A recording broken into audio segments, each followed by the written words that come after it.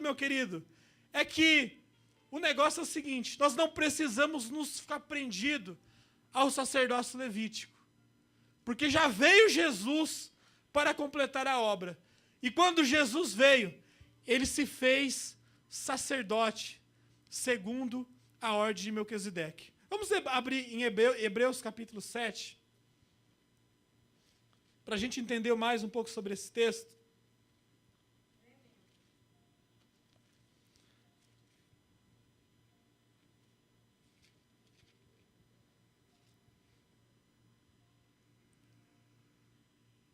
Hebreus 7, versículo 1. Porque esse Melquisedeque, que era rei de Salém, e sacerdote do Deus Altíssimo, e que saiu ao encontro de Abraão, quando ele regressava das matanças do rei, o abençoou.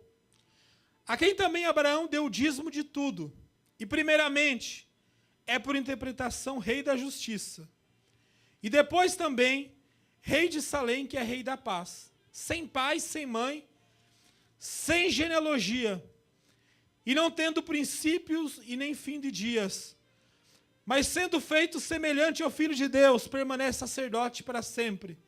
Considerai, pois, quão grande era este, a quem até o patriarca Abraão deu os dízimos dos despojos, e que dentre os filhos de Levi recebe o sacerdócio, tem ordem, segundo a lei, de tomar o dízimo do povo, isto é, dos seus irmãos, ainda que tenham descendido de Abraão. Mas aquele cuja genealogia não é contada entre eles, tomou dízimos de Abraão e abençoou o que tinha as promessas. Ora, sem contradição alguma, o menor é abençoado pelo maior. E aqui certamente tomam dízimos homens que morrem, ali, porém, aquele que se testifica que vive. E para dizer que por meio de Abraão até Levi, que recebe dízimos, pagou dízimos. Só até aí. O que eu quero dizer nessa noite, meu querido, eu quero falar um pouco sobre o tema ativação de bênçãos de Deus na sua vida. Existem bênçãos de Deus que tem que ser ativada na sua vida. Vou falar um negócio para você. Não sei se você consegue enxergar o mundo espiritual, mas existem anjos que estão parados, que poderiam já estar agindo ao seu favor, mas estão parados porque você ainda não sabe usar a sua autoridade. A Bíblia fala assim: dos anjos faz ventos e dos seus ministros labaredas de fogo. E a palavra fala assim, de Deus fala assim também, que os anjos, eles são espíritos ministradores em favor dos que vão herdar a salvação. Nós não entendemos direito o negócio de anjo, mas os judeus entendiam muito bem. Você percebe que quando o apóstolo Pedro estava preso, as mulheres, quando Pedro sai da cadeia, as mulheres falam assim: é Pedro ou é o seu anjo? Espera aí. Não é que eles estavam loucos, que a mulher estava louca, não. Porque ele sabia que por detrás de cada homem tem um anjo. A Bíblia fala assim, que o anjo do Senhor acampa ao redor dos que o temem. Não diz assim nos Salmos? Mas o apóstolo Pedro também fala assim, na carta dele assim: o diabo, vosso adversário, anda em vosso derredor. Ou seja, o anjo de Deus está ao meu redor e o inimigo está ao nosso redor. Mas quem que está ao meu redor? O anjo de Deus. E Deus está dentro de mim. Porque nós somos o quê? Nós somos o templo do Espírito Santo. E nós precisamos ativar as bênçãos de Deus nas nossas vidas. E nós temos que aprender como igreja, irmãos, a orar a Deus, para Deus enviar o anjo. Muita gente nunca nem viu um anjo. Eu posso falar uma verdade para você? Eu até a idade dos 26 anos nunca tinha visto anjo também não. Quando eu ouvi alguém falar de anjo, eu tirava até sarro. Falei, esse negócio de anjo, esse cara tá louco, o cara comeu muito à noite, não tá orando muito, tá tendo visagem. Então eu estava num tempo, no ano de 2006, 40 dias de jejum. E Deus, eu estava indo para o meu trabalho, como todos os dias indo para o meu trabalho, e orando assim, a Deus, cenas de anjo, eu quero ver também. Porque todo mundo fala, eu nunca vi nada. Faz um monte de ano que eu sou cristão. E de repente, quando eu estava indo assim, eu comecei a sentir, eu não sei entender, porque as coisas do mundo espiritual, a irmã leu, aquilo que o olho não viu, o ouvido não ouviu, nem subiu ao coração do homem, são as coisas que Deus preparou para os que o amam. Aí eu peguei, parei, e eu desci em frente a um parque. Aí nesse momento, Deus abriu o céu para mim. Aí eu vi eu mesmo na terra, vi o meu anjo, e eu fui vendo aquele monte de anjos no céu, assim, tinha anjos enormes, assim, que chegava até os céus, anjos poderosos diante de Deus. E no começo eu fiquei meio assustado com aquela visão. Falei assim, meu Deus, o que vai acontecer comigo? Aí o meu anjo pegou uma espada. O anjo tem espada, sim, senhor. Quando ele tirou aquela espada, ele puxou aquele negócio, ouvia aquele barulho. E ele enfiou uma espada bem no meu peito. Bateu no meu coração. Quando bateu no meu coração, eu caí desmaiado. E eu pensei que eu estava tendo um ataque cardíaco. Será? Eu não entendi direito, porque o mundo espiritual não tem. E conforme aquela espada bateu em mim, parecia que o meu corpo era como se fosse uma linha. Então foi desfiando aquela linha assim. Quando eu vi, eu entrei no mundo espiritual. Então eu comecei a entender, e apareceu esse anjo, e ele falou assim, você tem que entender que os anjos, eles têm poderes sobre os elementos da terra. Sabia disso, não? Por exemplo, existem anjos que têm poder sobre o fogo, existem anjos que têm poder sobre o vento, existem anjos que têm poder sobre a água.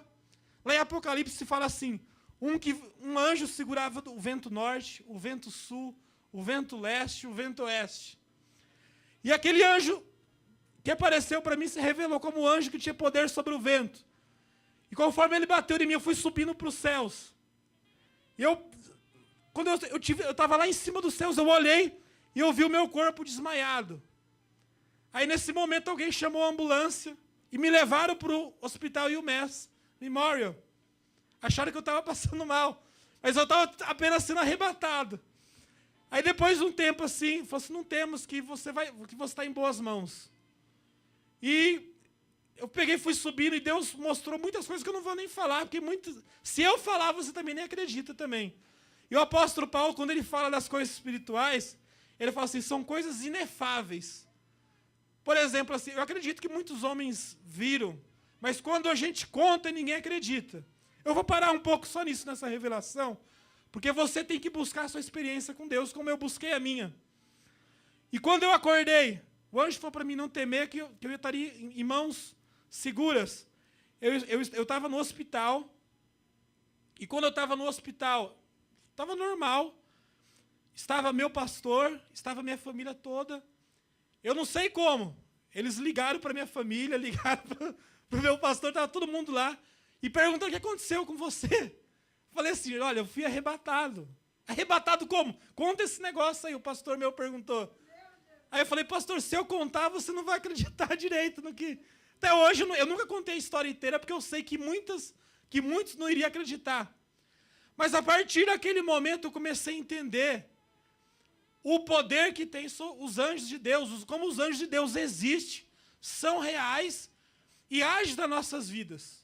Em Colossenses fala assim que existem príncipes, existem tronos, existem dominações, existem querubins, existem serafins, existem os anjos guerreiros, os anjos ministradores, cada pessoa tem o seu próprio anjo. Cada igreja tem o seu próprio anjo. Você vê em Apocalipse 2, versículo 3, o que a Bíblia fala assim? Jesus, ele não manda carta para a igreja, não. Em geral. Ele fala assim, não, escreve ao anjo da igreja que está em Éfeso. Escreve ao anjo da igreja que está em Laodiceia. Escreve ao anjo da igreja que está em Pérgamo. escreve ao anjo da igreja que está em Filadélfia. É assim que funciona. Porque no mundo espiritual, só tem autoridade quem está debaixo de autoridade.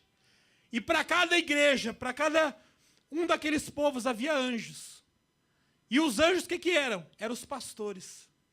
E a Bíblia fala assim que Jesus, ele tinha os pastores na sua mão direita.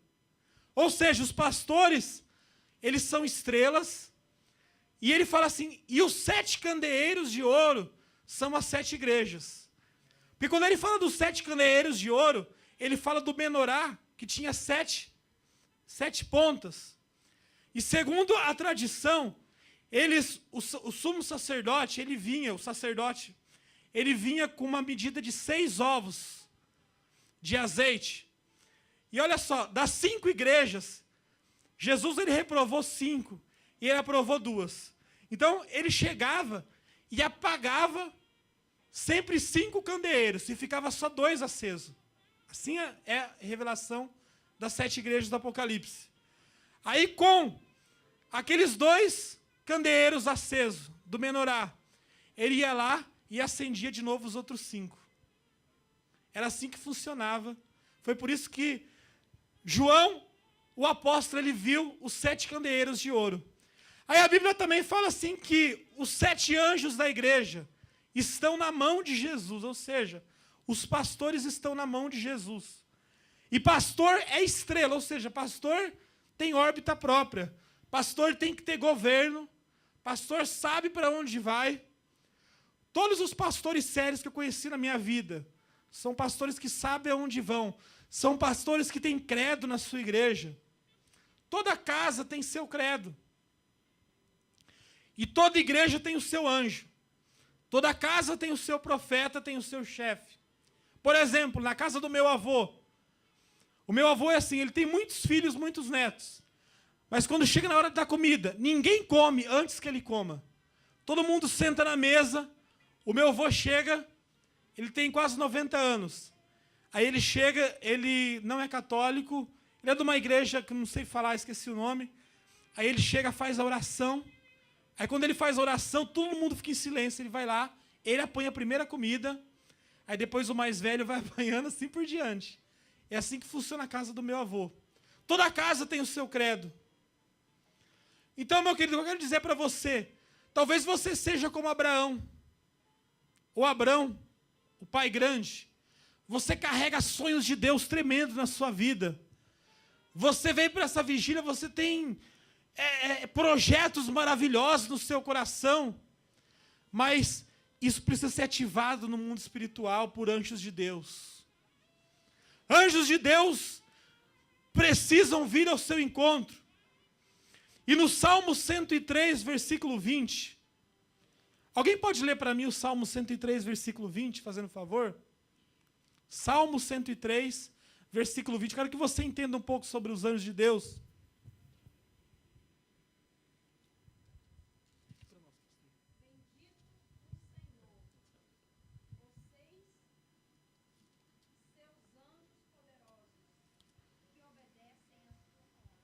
Amém. Olha só. Os anjos de Deus, o quê? Obedecem a sua palavra. Presta atenção nisso. A palavra de Deus eu estou falando. Você lembra quando foram prender Jesus, que ele falou? Se eu quisesse, eu rogaria ao meu Pai e ele mandaria 12 legiões de anjos. 72 mil anjos. Imagine só a força de um anjo.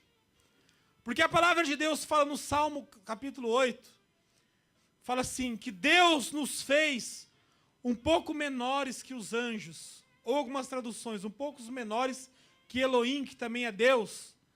Elohim é Deus em hebraico, e Benaia, Elohim, é filho de Deus, ou seja, os anjos de Deus. Quando a palavra de Deus fala em Jó, os filhos de Deus, os anjos de Deus, ele está falando dos filhos de Deus também. E os anjos de Deus, eles são seres maiores que nós, eles têm mais força, presta atenção. E eles detêm os elementos da natureza, ou seja, eles têm poder sobre o vento, sobre a terra, sobre o trovão. Os anjos de Deus dominam sobre os elementos. Então, quando você está orando e você sente um vento, isso já aconteceu com você, está orando e sentiu um fogo passando. O que aconteceu com você? O anjo, ele usou um dos elementos para poder comunicar com você, para você entender. Eu lembro que quando eu tinha... Eu não entendi ainda, mas eu tinha 15 anos. E eu me converti, eu fui numa vigília com os irmãos da Assembleia de Deus da Madureira, lá em Americana. E nós estávamos orando. E eu senti que um ser veio...